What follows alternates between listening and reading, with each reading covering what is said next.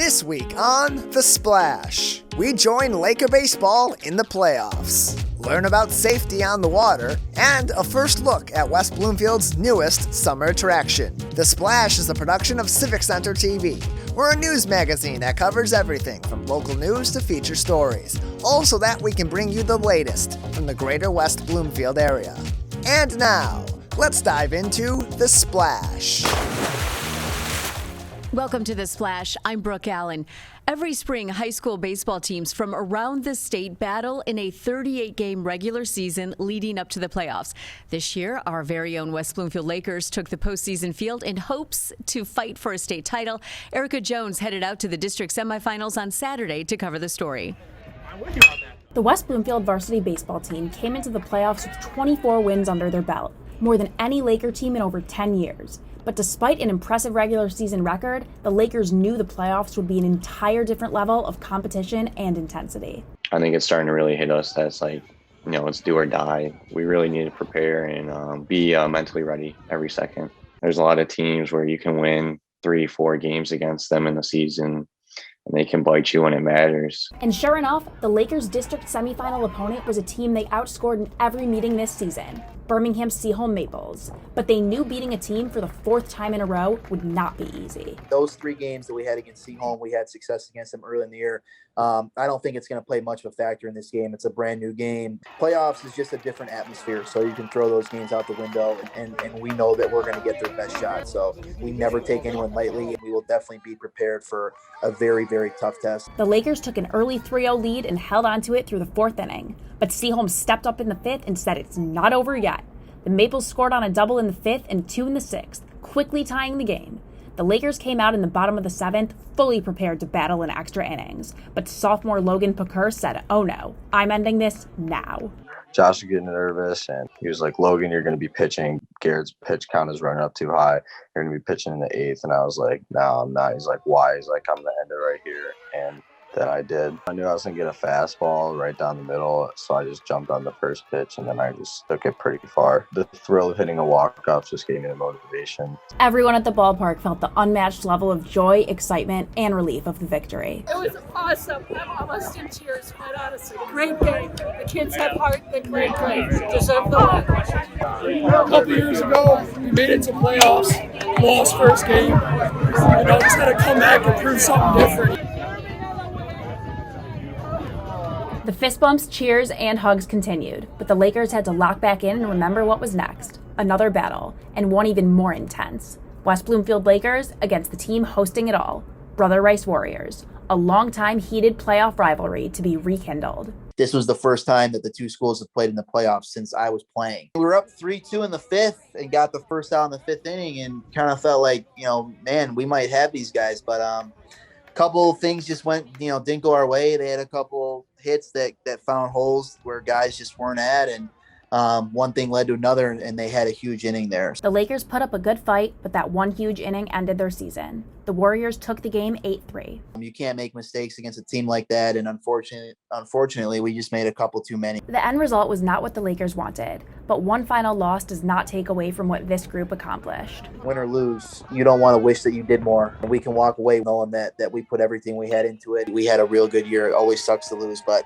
the guys got a lot to be proud of. The 2021 season ends here, but this story is just getting started. The guys in green and white are more motivated than ever to get back out there and level up. Whenever you think you're outworking somebody, there's always somebody working harder than you. We want to win, and we want to make a run, and we're going to do everything we can to make sure that happens. See you on the field next spring. Reporting for The Splash, I'm Erica Jones. You can find more information at our website at civiccentertv.com/Laker Baseball Playoffs. Well, summer is here, and that means it is time to grab your beach bag and head out on the lake for a boat day. But you can't let the hot sun stop you from staying safe on the water. Reporter Lawrence Nilan brings us the latest tips for boat safety during peak season out there on the water. The summer-like weather has given us an early start to the amazing boating season on the lakes surrounding greater West Bloomfield. And for those who might be new to the boating game, having fun on your new vessel has to begin with doing it safely. Kego Harbor Marine Patrol and Police Officer Jim Cote tells us that the first step in boating safety begins with a little reading. The first piece of advice I would give them is to stop by our station. They can pick up this handbook that's put out by the Department of Natural Resources Law Enforcement Division. And it covers all the rules and regulations that are in place for their safety. And on the back is also a website. They can go online. You have to have a boater safety certificate, and that usually encompasses both motorboats and personal watercraft. But yeah, if you were born after midnight, December 31st of 1978, you are required by law to have a boater safety certificate in your possession while you're operating a personal watercraft in Michigan. If Officer Cote is writing a citation out on Cass Lake for a violation, it's probably for one of two things: breaking the loud music ordinance or a no-wake violation. But to the novice boater, what does slow no wake actually mean? They call it the 100-foot rule. You have to be 100 feet away from any person, boat, dock, or thing in the water before you go above idle. Idle is considered the slow no wake speed. If you go above idle, then you're creating a wake, and that's a violation of the law. An enjoyable part of your nautical day can always include swimming off of your boat. However, it can quickly become perilous, so it's always best to adhere to certain precautions. If you're not a strong swimmer, you should always wear a life jacket, or at least have one available to you. I run into a number of occasions where people will be out with friends on a pontoon boat, and they'll go out, to the middle of the lake and jump off when it's hot, and that's great. The problem is that if they're not a strong swimmer, there's a couple things that boaters really need to remember. Throw your anchor in, because the wind can blow your boat away faster than you can swim. And what happens is you end up chasing your boat to the point of exhaustion, and that's when we see a lot of the people drown. Even if your boat is anchored, you should always have a life jacket. Whether you should wear it properly, but if you have like one of the seats that it's approved by the Coast Guard flotation device, you can take that in the water with you just in case. Reporting for The Splash, this is Lawrence Nilan. For more, you can visit civiccentertv.com/boating safety. We're going to take a quick break, but when we return, we'll splash right on over to West Bloomfield's newest summer hotspot, the Lily Pad Springs. Don't go away. You're watching The Splash on Civic Center TV.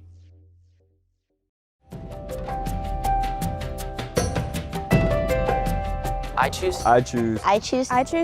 to stay above the influence for my education. For my sports and my family. For football. To protect my future. To pursue my dream of becoming a lawyer. Because cheer is important to me. I stay above the influence because I can focus better in school and make a positive impact on the world. For my family and as well my passion in photography. So I can keep my focuses on my dream. To be a great leader and focus on my archery. Because I want to have a strong mind and a strong body. To protect my future. To stay healthy and to stay safe. I stay above the influence to continue to pursue what I love. Because I'm an athlete and I don't want to damage my body. To spread positivity through my peers and to be a positive leader in my community. To focus on my extracurricular activities. Because as an advocate for You Matter at my high school, I believe in relying on a support system of friends and loved ones rather than turning to substance abuse. Because I want to be the best I can be for those I love. For my family and for my health. I'm above the influence because of books and this ball.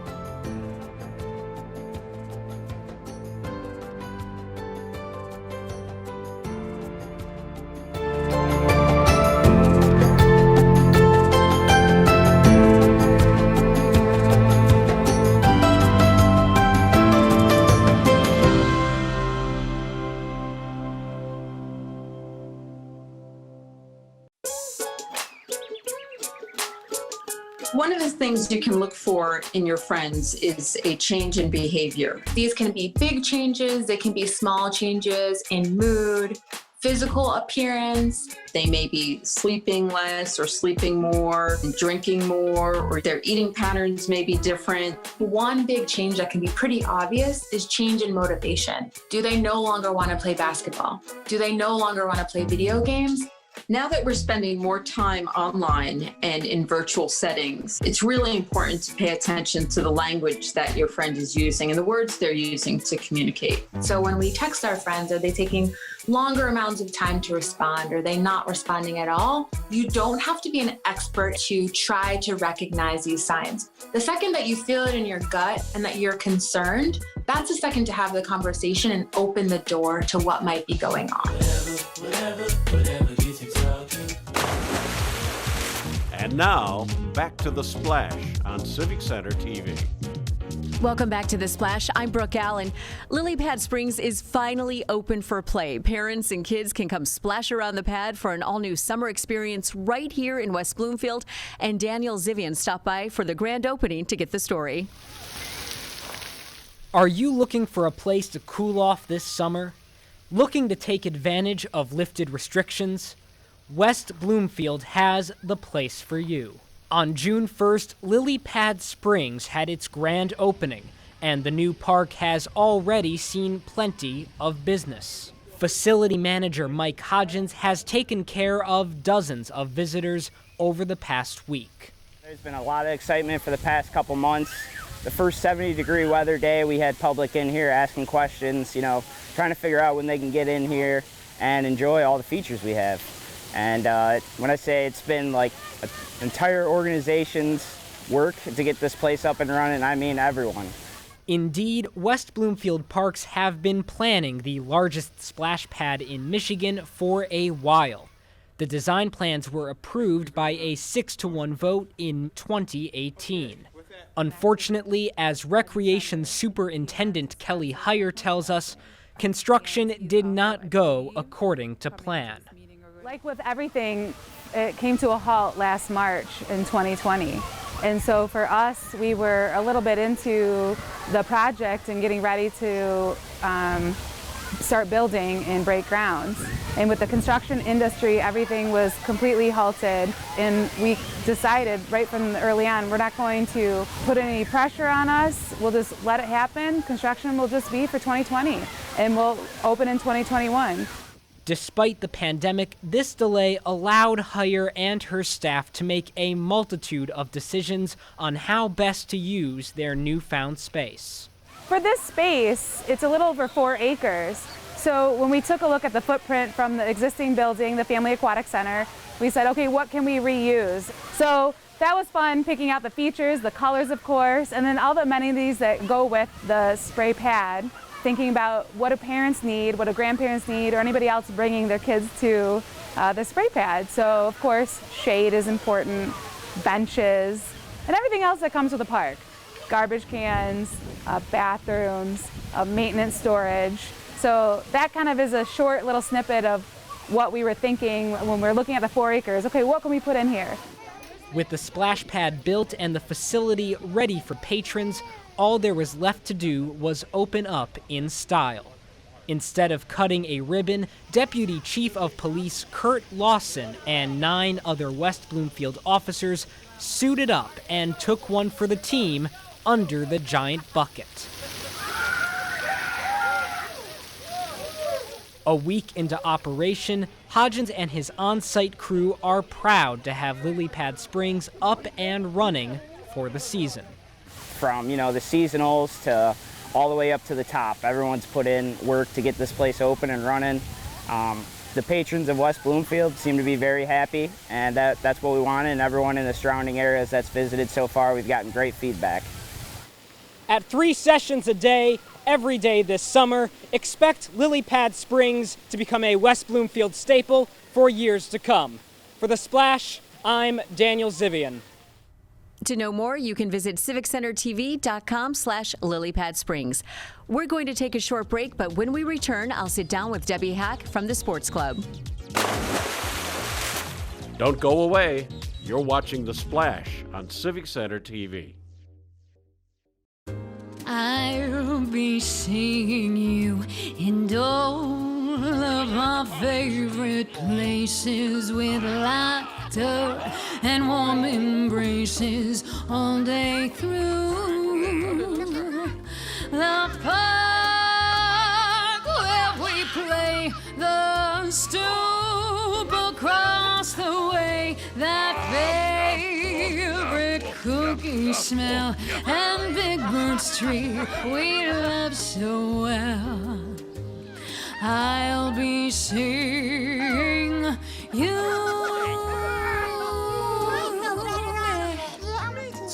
I'll be seeing you. I love you too. With free COVID-19 vaccines, sunnier days are ahead. Visit getvaccineanswers.org. I'll be seeing you. And now, back to The Splash on Civic Center TV. Welcome back to The Splash. I'm Brooke Allen, and this week I'm joined by Debbie Hack. Debbie recently transformed her passion on the tennis court into a full-time career as head of tennis at the sports club. And Debbie, thanks so much for being with us. And what an opportunity. You love tennis, you've played it all your life, and now you're kind of in charge of it. Thanks, Brooke. Happy to be here. Yes, I was retired for many years, and this job fell on me when right before COVID hit. Time is everything, and why wouldn't you want to do what you love and get paid for it? Right. So it was great. So you are at the sports club. So tell me exactly what your job is. So at the sports club of West Bloomfield, where I'm at, I've been a member here for many years, and I'm in charge of the adult tennis program. So we have a huge junior young adults program, and as well as gymnastics and martial arts and everything. But I'm only in charge of the adult tennis. So it's a lot of permanent court time and leagues and teams, summer teams, winter teams. It's a lot. It's so much fun. I've played on most of them and done most of them. So I organize all of that. You know, so tell me, what do you love about tennis so much? What's not to love?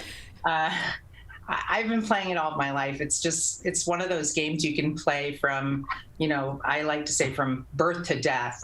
My father played for many years. So my father-in-law is in his mid-80s and he still plays. It's just a great sport for everyone. You could be outside, you could be inside. It's good for your heart, and it was deemed safe during COVID, which was huge. Right, which was huge and also kind of unique, right? Because a lot of stuff wasn't, let's face it. So tennis was able to be played, and the courts, you were saying, were completely booked, right? I mean, not at the club necessarily, but just if you were outside, you'd see people playing all the time. Indoors as well, because we were able to play indoors on courts without masks. So you'd have to come into the club with a mask and you could take it off because you were separated, and it was very safe. And people who felt safe came in droves. So you told me, you've mentioned that it's good for your heart, obviously, because it's exercise, but tell me a little bit about the mental aspect of it, the mental health. I mean, how does it affect you? Well, especially during COVID when everyone was cooped up and miserable, there's nothing like movement. And tennis is just, number one, it's a social sport. You play with other people. Number two, it's a competitive sport if you want it to be. And it's a very big strategy sport, and you take that in every strategy you take into every aspect of your life. It's just, if you watch it on television, I mean, this is as much a mental game as it is a physical game. So now that things are kind of getting back to normal, and if somebody was interested in playing tennis and they never had, what do you say to them? We have huge programs here in every club around the area, as well as the USTA, which is the Tennis Association worldwide, really, to get people to play, to just get out and play tennis. There are tons of places that you can learn to play tennis. You can learn to play here. We've got some wonderful pros. We've got clinics. We have organized practices. If you don't have the equipment, we can provide equipment for you. If you have kids, we encourage you to get your kids out and play. It's just a sport. It's hand-eye coordination. It makes you think, it makes you move, and it's great for the whole family. That is awesome. Thank you so much. So tell me where people, if they were interested in maybe taking a class or checking it out, what would they do? Well, call the Sports Club of West Bloomfield, and I can give you the number if you'd like. Sure. 248-626-9880, and you can either ask for me or ask for someone in programs, and they'll be happy to hook you up with a tennis pro for lessons, clinics, organized practices, team tennis, Whatever you need, at whatever time of day you need it, we can find something for you. Okay, that is awesome. Thank you so much. And I guess we'll see you on the court. I hope so. Thanks, Brooke. All right, thank you. And once again, we've been joined by Debbie Hack, adult tennis coordinator at the Sports Club of West Bloomfield. We're going to take one final break, and when we come back, spotlight someone who continues to be a leader in our community as we near an end to the COVID-19 pandemic. Don't go away. You're watching The Splash on Civic Center TV. Can I ask you a question? Why did you get vaccinated? I'd like to go to these school dances and spring break to have fun. I want to be in person for college next semester. I want to get out of this pandemic. I wanted to protect the people around me. Why did you get vaccinated? Because I'm really looking forward to hanging out with my friends. I just want to go to a show, dance around, not have to worry about anything, feel like I'm free again. So we can not miss out on the best years of our life. And now, back to The Splash on Civic Center TV. Welcome back to The Splash. I'm Brooke Allen. Now it's time for our final segment, Person of the Week. This is where we highlight special people in our community who are inspiring and providing toward others. This week's recipient is Eric Wallace, president of Henry Ford West Bloomfield Hospital.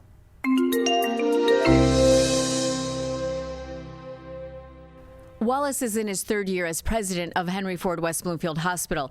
He started his career as a bedside nurse. He then went on to serve leadership roles in both Ohio and Texas before bringing his expertise to Henry Ford. And the challenges of COVID-19 has pushed his leadership skills to the test. But he has gone above and beyond to keep our community safe, proving he is the best person to take on this important role. Wallace recently received a Michigan Week Award for community achievement. And his unconditional efforts and hard work to keep our community safe throughout COVID-19 is what makes Eric Wallace our Person of the Week. If you know someone who is making a positive difference, let us know. Message us on social media with any and all suggestions, because we want to congratulate and acknowledge those making a difference in our community. That's it for this week's show. You can watch new episodes anytime online in HD at civiccentertv.com, Tuesdays at 5:30 p.m., Civic Center TV on Comcast 15 and AT&T Channel 99.